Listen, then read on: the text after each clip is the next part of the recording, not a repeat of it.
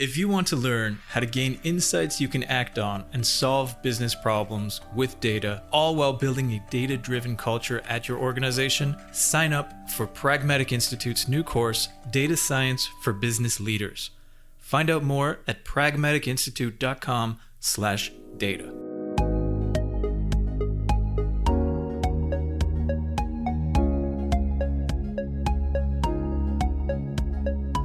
Welcome to Data Chats, a podcast by Pragmatic Institute and the Data Incubator, where we tackle data topics and trends with experts, industry leaders, instructors, and alumni.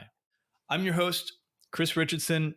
Today, I'm sitting down with Douglas Laney, Data and Analytics Strategy Innovation Fellow at West Monroe Partners and author of Data Juice. Doug, thank you so much for joining me today.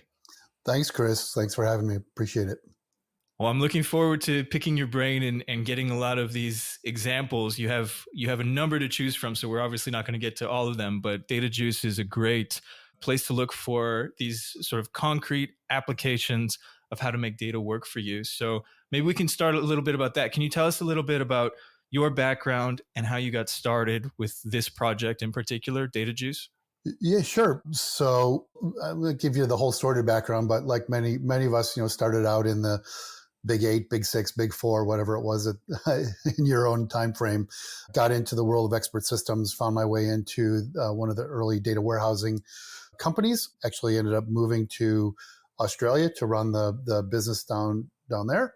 And then came back and was with some software companies and other consulting firms. Went back to Gartner, the IT research and advisory firm. And while I was there, I said, listen, I really want to start looking into this concept of data as an actual asset. And what does that mean to organizations? I realized after the 9/11 terror attacks that when companies lost their data in the Twin Towers, that data wasn't considered a property or an asset. And therefore the insurers didn't pay out on claims related to lost data. And so that kind of got my attention. And I said to Gartner, I'm like, I'd really like to research this and ultimately write a book on it. And they said, all right. So I published my first book called Infonomics, which was pretty well received, and is actually this summer's CIO reading list for the Wall Street Journal. And as part of that book, I included a number of stories on how organizations are using data and analytics in innovative and high value ways. And I now have a library of nearly 500 stories, and people have kind of prodded me to publish them. And so I picked 100, kind of my favorite stories or representative stories, and put them in the book. So right now I'm with West Monroe, a consultancy based out of Chicago with offices throughout North America and in London right now. And I'm what's called an innovation fellow. So I speak and write, kind of a brand ambassador, also a data strategist for the company. And they were supportive of me producing this next book, Data Juice, which is that compilation of stories. One of the things I wanted to do in the book was also include some commentary on each of the stories. And so I started writing the commentary myself, and then quickly realized that my advice was kind of homogeneous. So I conscripted 100 friends throughout the industry to help, take a look at each story and provide a commentary, analysis, recommendations, and that kind of thing. So I think the stories in the book are certainly inspirational, but the advice from thought leaders like chief data officers and consultants and so forth is really compelling as well. Yeah, and I realize now that you have, it sounds like, the perfect job to sort of collect these stories. And so I wonder, how do you do that in a way that allows you to ultimately produce something like this? So how do you prod people or ask people about stories, and how do you start to collect them methodically? Once you start listening for things or looking for things, they tend to appear. One of the advantages I had while I was with Gartner was vendors briefing us on their technologies. And the question I'd always ask, which was, all right, who's using it and what are the measurable business benefits that they're getting from it? And I don't want to hear about, you measured crap faster, or you analyzed stuff faster, you integrated data faster? What are the business benefits that were accrued to the business functions in your organization? That's kind of what I wanted to hear. So I started kind of collecting these stories. I maybe found them on Twitter or in the press. Ultimately, I hired some researchers to go out and search for them as well to kind of build that compendium. So yeah, they're out there, but I do get frustrated with the vendor community, saying, "Oh, our customers were so successful with our product because it helped Yeah. them analyze stuff faster." I'm like, it's not really a real business benefit. So yeah. Yeah, I mean, and that's it. Just it. Like when I was helping Mm-hmm. to put together the insight course of Pragmatic, Mm-hmm. everyone talks about data, but then when it comes to time to actually make that a concrete practice, then it becomes very difficult to get people to really, give you details or really say, like you said, what the business value is. A lot of the time, it's just we increase Mm-hmm. productivity, but then once you break that down a little bit, it becomes very unclear what productivity even means in a lot of these contexts. So Right. I Yeah. wonder if you could maybe take us through, if you have an example, great. But how do you go from we are a great product, you should, we're gonna whatever the terms are, we give you value, we Right. will enhance your productivity. How do you go from that to something very concrete? Like, do you have any good examples of that kind of storytelling or generating that kind of information when you Yeah, I talk mean, to there are people? all sorts of like really good examples of how organizations are generating economic value from data, and that's really what the focus is. What kind Hmm. of economic value are you generating for your customers, your clients, or your own business by deploying data? And not necessarily even your own data, but any data that you can get access to, maybe alternative data, external data, partner data, syndicated data, public data, web content data that you're harvesting. And so when I've looked at the variety of use cases that I've collected, and I can share some, but they kind of fall into two categories. One is indirect, what I call data monetization, where the business benefits are accrued to the kind of the company itself in terms of improved process performance or reduced risk or improved compliance or reduced cost or identifying new product or market opportunities or maybe digitalizing products or services. And then there are direct data monetization methods that organizations are applying where they're bartering or trading with data, they're licensing their data, they're selling insights or analysis or reports, or they're enhancing existing products or services by baking data into them. So the stories that I've compiled kind of fall into most of those categories. There are also some kind of really unique ways that organizations are monetizing their data. But just by way of example, Minute Maid, the orange juice brand that's owned by Coca-Cola, had an issue where one of the fast food companies said, "Listen, the quality of your orange juice is inconsistent season by season and region by region because of we understand you're sourcing oranges from different places, different times of the year, but we need it to be consistent all the time, everywhere." And so they sicked some flavorologists on an orange to determine that there are 600 flavor components to an orange. Who knew? No wonder I love orange juice so much. And then they gathered all sorts of data like crop yields and cost pressures and regional preferences and satellite images of crop fields. They claim a quintillion data points went into this precise dynamic formula for how to blend orange juice consistently, preserving and saving this and expanding this $2 billion business of theirs. So I think that's a great example of monetizing data. Yeah. And Yeah. I guess, are there any cases where, yeah, at first you didn't see how they would be making money or how they would be monetizing and it surprised you? I'm sure that's come up with some of the things that you've looked at. Yeah, maybe there's a government example where, and I was surprised that well, no, let me share this example. There was a company based here in Chicago that was formed, and they harvested. It was a company called Food Genius, and they harvested restaurant menu data and pricing data and ingredients. Basically by scraping websites of restaurants, and I think they had a partnership with Grubhub, I think, Mhm. and they would sell that data and analysis to restaurateurs and boutique grocery stores and whatnot, so they could identify where there was red space or white space in a market, or where a particular ingredient was trending.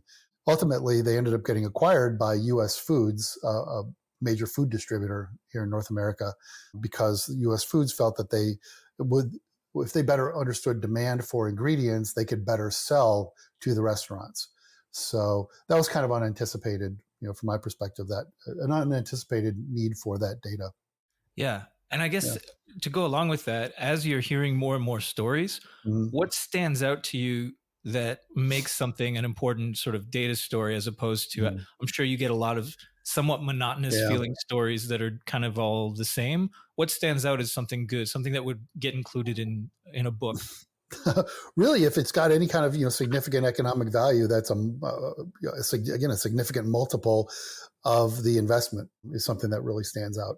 And a lot of the examples are really very vocational and functionally specific. They're not big data, blah, blah, blah kinds of enterprise class solutions. They're solving a particular problem or exploiting a particular opportunity, and they're very functionally specific. I mean, in Australia, for example, Westpac published, their story about how they were unable to target market any significant portion of their customers because they didn't understand them across multiple channels. This was years ago, and so they embarked on a effort they call the Know Me program, KNOW, Know Me program, where they created kind of the proverbial 360-degree view of the customer, and were able to increase targeted promotions from 1% to 25% of the customers. By doing that, added tens of millions of dollars within just the first few months of additional revenue, which was just a multiple of the amount of time and money they spent on the initiative. So Mhm. yeah, those kind of jump out. Yeah. I mean, there's lots to talk about, but I want to ask you about this idea that you mentioned a little earlier about Mm-hmm. data as an asset for organizations. How does that differ from what we normally think of as assets? Like, how can we better Yeah. envision data as an asset, and are there special things that we need to consider in this case? That's a great question, and a real can of worms. So, as I mentioned, after the 9/11 terror attacks, some clients started contacting us, lamenting not only the tragic loss of life, but the loss of their data. We helped them calculate the value of their data because data was not a balance sheet asset. We submitted the Mhm. claim to the insurance companies. The insurance companies denied those claims, again, suggesting that data wasn't considered property.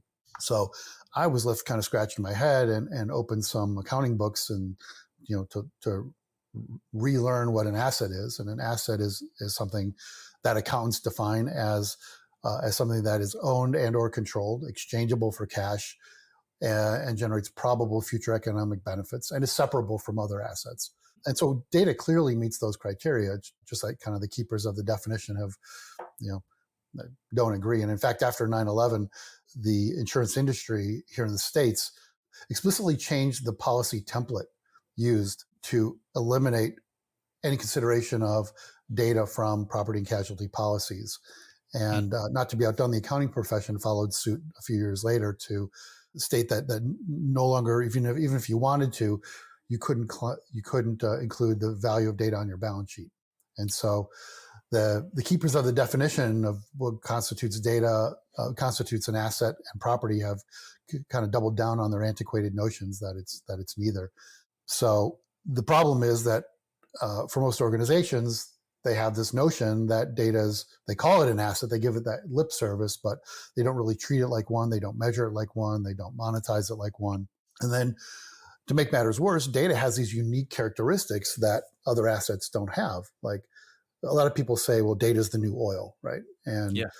while maybe that makes sense at a macro level, because it's definitely a driver of the economy today. You can't be in business today without leveraging data somehow, and you can't thrive without leveraging it really well. So yeah, data has these unique characteristics that it's unlike oil. It's when you consume a drop of oil, it dissipates, it goes away, right? When you consume a drop of oil, you can only consume it one way at a time. Mhm. When you consume a drop of oil, it doesn't create more oil. Well, data is very different. Data is what economists would call a non-rivalrous, non-depleting, progenitive asset. That is, you can use it multiple ways simultaneously. You can use it over and over again. It doesn't get used up. And when you do use it, it typically creates more data wherever you're using it.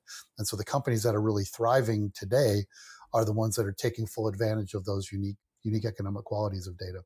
Yeah, that's interesting. I mean, I've been lately reading a lot about, cybersecurity, and it sounds like Mm, if you were set on not calling data an asset, mm, then it sounds like you wouldn't be able to steal it. You wouldn't be able to right.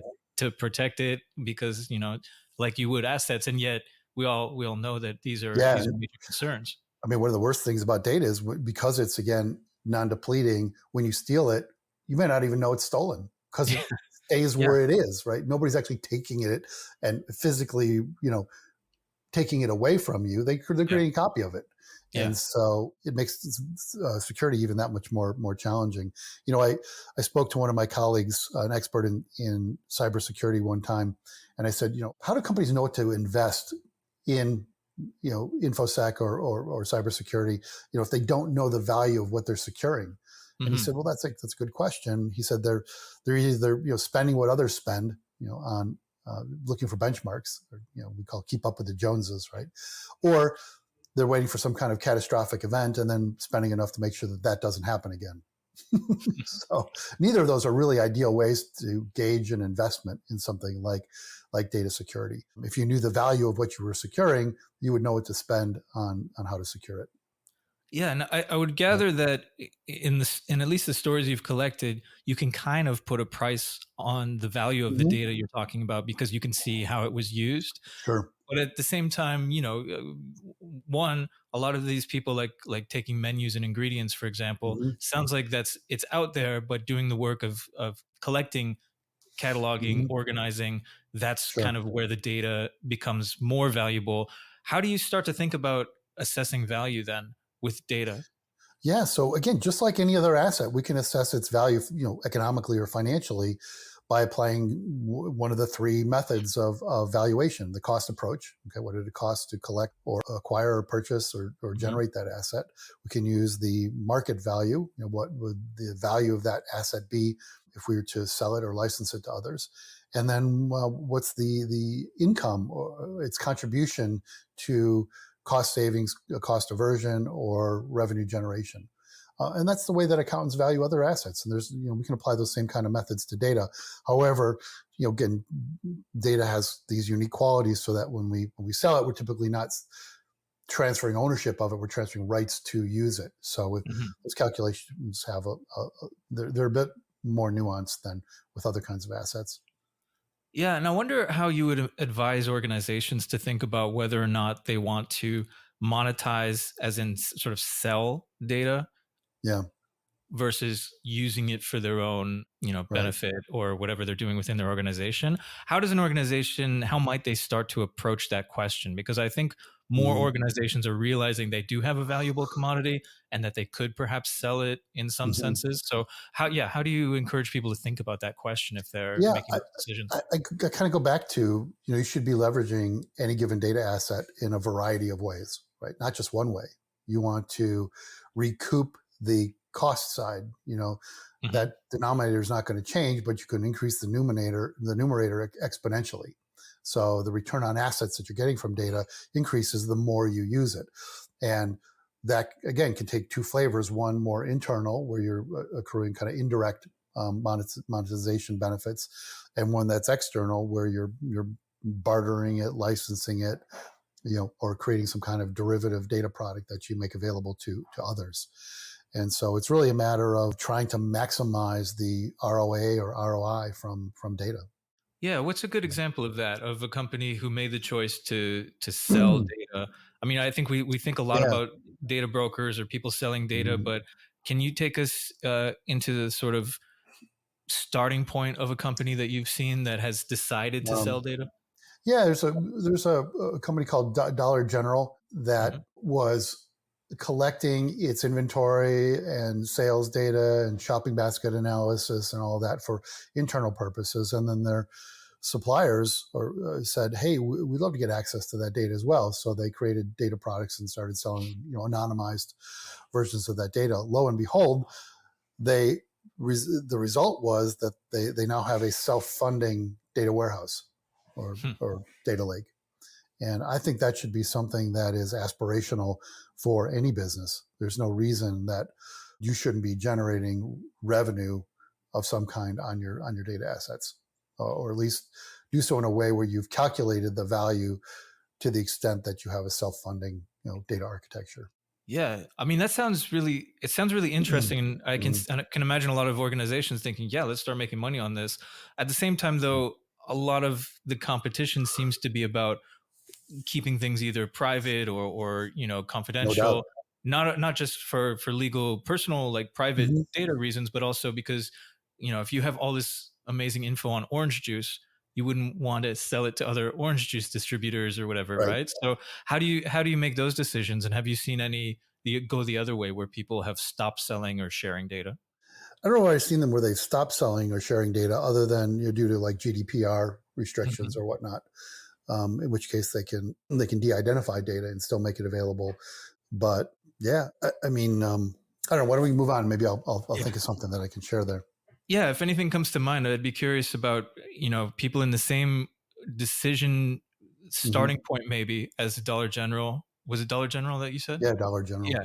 So but then decided, it's probably not in our best interest. It would be interesting if other circumstances would make Yeah. it so that, you don't have the same Well, opportunity, or it just doesn't work the same yeah, I'll way. talk about something related. One is a lot of companies will come to us and they'll say, listen, we can't monetize our customer data because of privacy regulations. Yeah. And my, kind of flippant response to that is, well, you're not really being creative enough. So listen, you can't sell your data to others, but you can sell others products and services to your customers, right?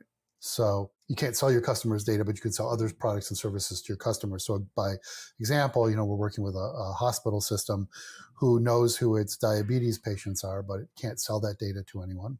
But it can sell healthy meal plans and gym memberships and at-home glucose test kits Hmm. to individuals, and either do that as a data for good solution, which a hospital is more prone to, or make a little referral fee on it, take a commission or some kind of referral fee. So anyway, I refer to that as inverted data monetization, and you may see this in like Facebook, for example, who is no longer outright selling its data because it got caught doing that.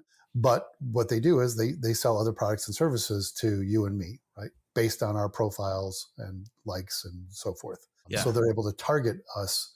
And that's the way they monetize their customer data, by not licensing it to others, by referring other products and services to us. Yeah. Well, and that reminds me of some of the other issues that have come up is that in some cases, data scientists have gotten so good at what they do that it has a negative effect on consumers, right? There's the famous example of the girl shopping at Target who was Yeah. pregnant Yeah. that Target knew before her dad. Hmm. It seems like a lot of these things kind of pop up, and there's literally practices in place in some organizations where they don't use the full extent of their data science just to Hmm. avoid freaking people out or appearing, like a nefarious organization. How should like what are some of the things that people should consider when they're going in that direction? They should consider the externalities, is what That's a good way of economists thinking of call it. them, Yeah. right? What are the unintended consequences? And so having a red team, blue team kind of approach, somebody who can think through the ethical, not just legal, but ethical issues Hmm. with anything that you're doing with data. And so I think it's important that any organization today has a data or digital ethicist on staff to review any use cases for data or technology. Yeah, that's actually a great point. Is that you can make a case just simply on economic value Mhm. of having a data ethicist, let alone Yeah, the ethical dimension of it. yeah, it's a risk aversion, right? Yeah. So, And what are some of the risks then? Because I wanted to ask you, if more organizations are mhm. considering monetizing data, opening it up to people, what are some of those risks that they need to take into account? Well, the risk is, as you mentioned, you're exposing aspects of your business. People may be using that data in unintended ways. They may be sharing it with people that you don't want them to. There's a risk that if that data is wrong or has quality issues, again, that could introduce some exposure. It could highlight things about your business that you didn't really want highlighted. So, yeah. I mean, I worked with, I can tell this story because they tell it publicly, Allstate Insurance. Hmm. And they said, listen, there's an automobile company that wants to purchase our claims data so that they can build better and safer cars. Well, that's a great idea. It's a win-win-win for everyone, right? But Allstate said, somebody at Allstate said, listen, their motto is we're the good hands company, so we can't be seen as selling our customer data, even if we anonymize it, aggregate it, de-identify it, blah blah blah. And I said, so this is not a technology issue. It's not a data issue. It's a brand issue. So why not take this idea off brand and create a joint venture or a separate company or something like that? And that's exactly what they did. They created a company called Arity, Arity, which is a separate company to monetize their data. Hmm. Yeah. Yeah, it's interesting. I'm curious what else you've learned in collecting these stories. Is there anything that jumps out as just tidbits that are valuable in and of themselves that come to mind? Yeah, one is a lot of the real high value stories integrate data, but not just integrate internal data, but they integrate external data as well. They're looking at leading indicators, and you really can't do a good job of looking at leading indicators if you're only staring at your own navel. And Mm, so, bringing in external data from kinds of sources that I mentioned. Some of the other ones are also where they've identified kind of dark data internally, unused or unutilized data, and hmm, identified really that they're sitting on a gold mine of data. Like there's another insurance company that realized they were sitting on 10 years of adjuster reports, and those adjuster reports, certain language omissions, things like that, were indicators of fraud. So they trained a text mining algorithm to analyze the reports where they knew there was fraud involved, to train how to identify fraud. And they were able to subrogate tens of millions of dollars of previously paid out fraudulent claims. If your organization wants to leverage data to drive success, explore Pragmatic Institute's training offerings. We provide individuals and teams with actionable guidance, hands-on practice, and a business-oriented approach so that they can solve problems and propel decision-making with data. Find out more at pragmaticinstitute.com/data. Wow, yeah. There's a lot of, I think, as you said, training data Yeah. that people in an organization might have, but Right. also that they might want to purchase. I wonder if there's anything you would recommend or any examples of, there's the general idea of, Mm. when you're starting something, do you partner, do you buy it, or do you build Mhm. it? I think the same goes with data, right? Yeah. I Should mean, we buy data? Is it worth it? How do you mhm. start to think about that, or what are some of the key issues at stake in when you think One about is you kind buying of it? look for holes in your own data. So maybe you come up with a use case. And so we work with companies to go through an ideation process. And via that ideation process, we'll often come up with some ideas that would require some external data that they don't currently have, whether it's some kind of market data or climate data or geolocation data or something that they need to integrate. And so, today there are multiple sources of all of that data out there. And just like we're having supply chain issues around the world right now with raw materials, I think companies need to be aware of that there are alternative suppliers of data out there as well, Hmm. and keep those in mind. And I think it's a most organizations have at least an individual, if not an entire department, dedicated to procuring office supplies, but nobody dedicated to procuring data supplies. I think that's a tragic mistake for companies today. That's an interesting thing. What would you call that position? Data curator, I guess. Hmm. Some people call it a data wrangler, but Hmm. yeah, you've got a procurement team, call it data procurement, right? Yeah. So, Yeah, that's a really interesting point. I mean, that points to one of the mhm. ways organizations are changing, because we didn't have a lot of these positions, 10 years ago or so, not Right. not in most organizations, right? Now, as you said, virtually every organization has people that their only focus is data. How Hmm. is that going to evolve, or how do you see that evolving based on what you've been seeing?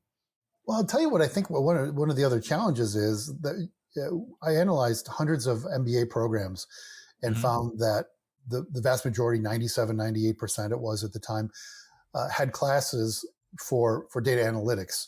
Okay, Hmm. great. So great. MBA should know how to analyze data, beyond using just Excel. But very few, maybe 2%, had any coursework in data management.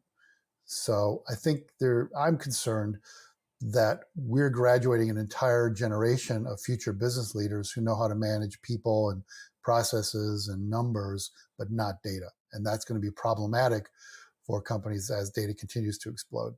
Yeah. What are some of the things that you would want them to be able to do, or that seems, important that may be missing right now in terms of managing data?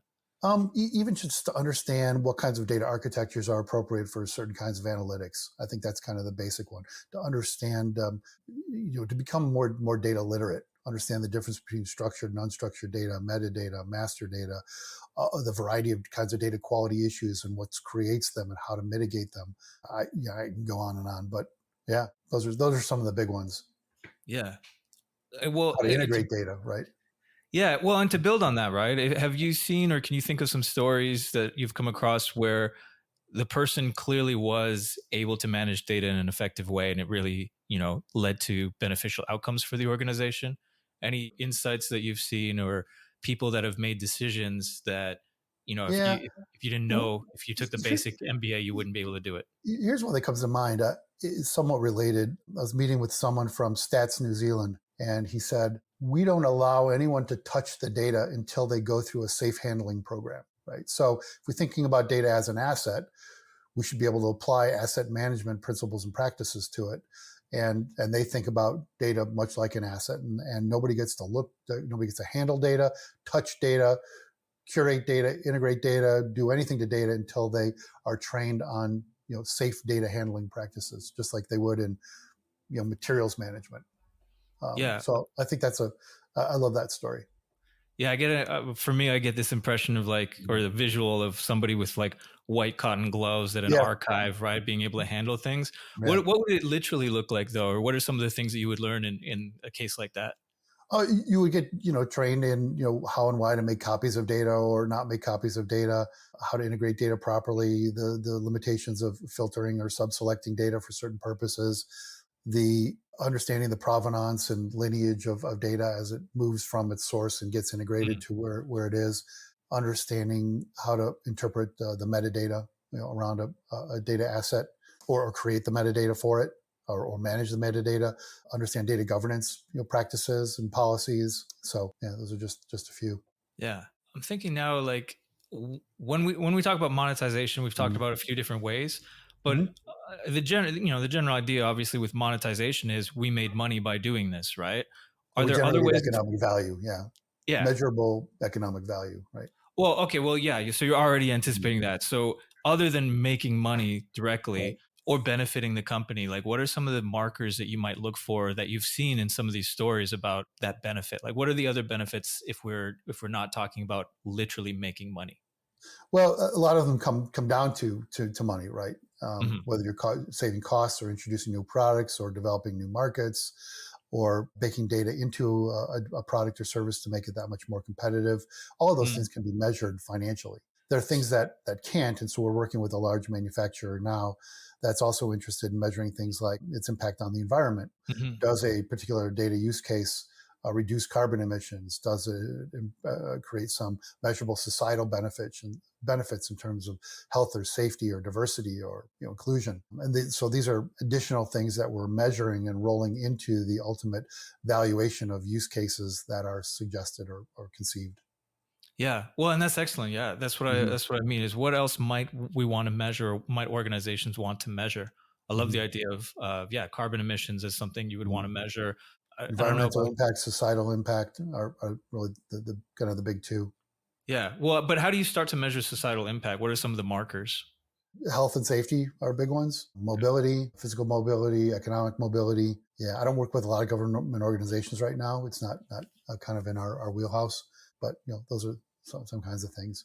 Yeah. Are there any interesting measurements that you've seen that come to mind from your collection of stories? What are some of the Hmm. more interesting measurements? Hmm. I'll have to think about that. If I remember, there's a story about, and I wrote about this in the book, about certain indigenous peoples there in Australia that sold their knowledge about how to properly, I think, irrigate land that's been developed over their 30, 50,000 year history. And they sold that knowledge to, I think, local government officials. And per the Kyoto Protocol, were paid handsomely for it, I think to the tune of like $500,000 a year or more. Hmm. So, they were measuring the impact on the environment and were able to quantify that economically. Interesting. Yeah. Yeah, and think about the type of data that's being monetized. It's an oral tradition that's being monetized, and it's Yeah. great that Well, we have protocols like the Kyoto Protocol that allow that now.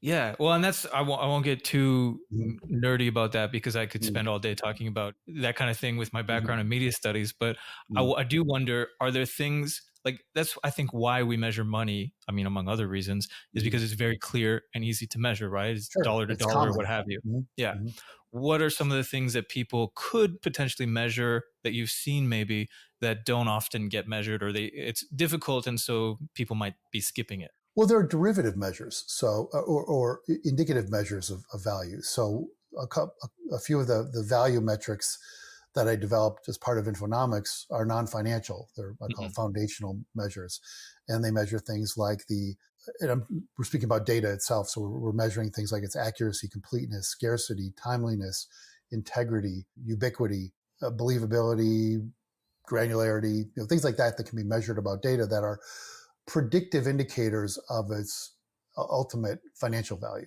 We can look at its business relevance. How relevant is a given data asset across a range of business processes to anticipate its utility? We can measure data's impact on non-financial KPIs like sales cycle time or sales size, the size of a deal, to understand how it likely impacts financials. So I really like to be focused on leading indicators. There's so many trailing indicators when it comes to business. Yeah. Everybody wants to build a pie chart or a scorecard or a bar chart that analyzes something that happened last quarter or last week or whatever, and that bores the crap out of me. And I, I I like to encourage clients to do more diagnostic or predictive or prescriptive or use data to automate things. That's where the real value happens, not in looking backwards so much. Yeah. Well, and so I agree, and I don't want to speak for you. So I wonder Mm. if you could say more about why that is. Like, why is that not the best way is to look at the past Well, I necessarily? mean, you can look at the past Yeah. to validate that your strategy was right, but Yeah. sands are always shifting, business climate's always changing. You've got to look at what are the leading indicators of your business, and very typically, as I mentioned, those come from external factors. And so I just find that I look through the hundreds of stories that I've collected, and maybe just a few of them have anything to do with somebody building a pie chart or a bar chart, to analyze something. It's the low hanging fruit. It's easy to do. Everybody understands how to do it in Excel, and doesn't require a lot of data integration Mm. or fancy algorithms. And that's why it's so commonplace. But the high value examples in my library are all about doing something that's diagnostic, like fraud, doing something that's predictive, like identifying what customers are likely to buy, or prescribing something that they're likely to buy directly to them, or Yeah. automating something or digitalizing something that hasn't been that's been done manually. The vast majority of the stories are of those types, not hindsight looking pie charts. Yeah. Well, and that's an excellent point, right? It's a lot easier to make descriptive or to do descriptive work, but it's not Mhm. necessarily as valuable. It's almost never as valuable as the Right. prescriptions. So when we run these data monetization workshops, which I can tell you a little bit about, we entirely ignore any kind of descriptive questions like what happened, right? We want to know Mm. what's going to happen, why did something happen, how can we make something happen, or how can we automate something. Yeah. Well, and that goes to one of the main issues I think people have, like the difficulties is converting or using Mm. what is mostly qualitative, it sounds like, especially earlier you were talking about, how trustworthy is the data, believability, these kinds of things. Mhm. How do you start to think about that, and how do you start to get that qualitative information and perhaps quantify it? You have to pick a metric, or develop a metric for it. It's really difficult to use qualitative information really to make decisions or operate anything until you quantify it in some way. So, right now we're working with this manufacturer that wants to measure things like their environmental impact or societal impact, how to weigh different value metrics for data and use cases.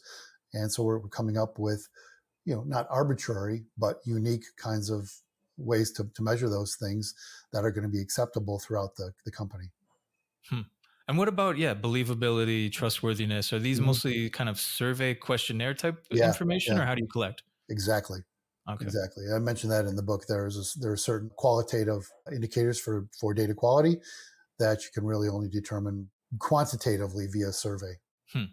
And any advice for people who are maybe thinking of, or maybe, they're listening to you right now and they're Mhm. realizing I need to expand, I need to take in more qualitative or think about more qualitative. Are there ways to do that better? Or have you seen cautionary tales maybe? Yeah, just a periodic survey. of people who are using data and those who are producing data. I would survey both the producers and the consumers of any given data asset about their impressions of quality. And you actually find a lot of disparity between producers and consumers, or even folks at different levels of the organization, as to their impressions of how clean and complete and useful data is. Hmm. Yeah. Yeah. So I wonder, as people are listening, and obviously we've generated some great topics and there's much more they could read in the book.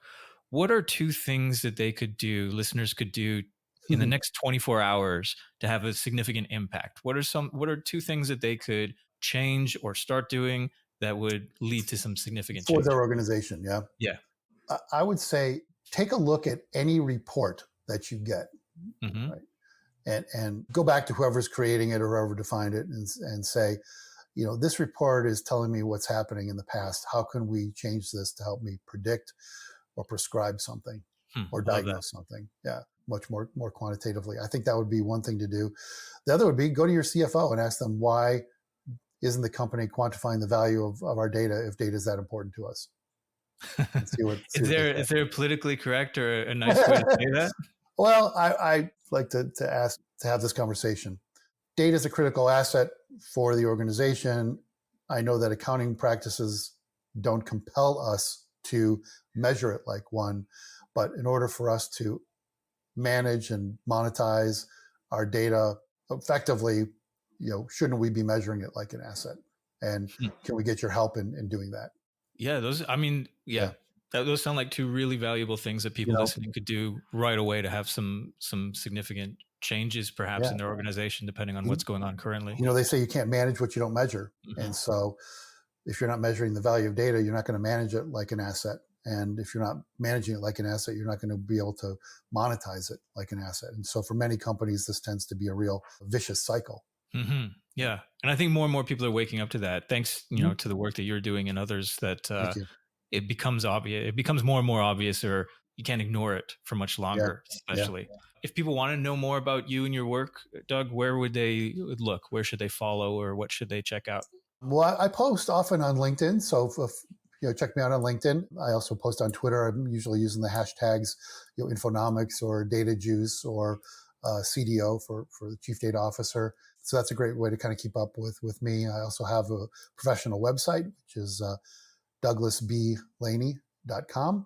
And if you're interested in more about the consulting firm that I work for, West Monroe, you can always check us out at westmonroe.com. Perfect. Well, I really appreciate you speaking to us for Data Chats. It's a lot to think about, and I think a lot to start doing perhaps for people who are listening. So it's really valuable stuff. Thank you. Thanks for having me, Chris. Appreciate it.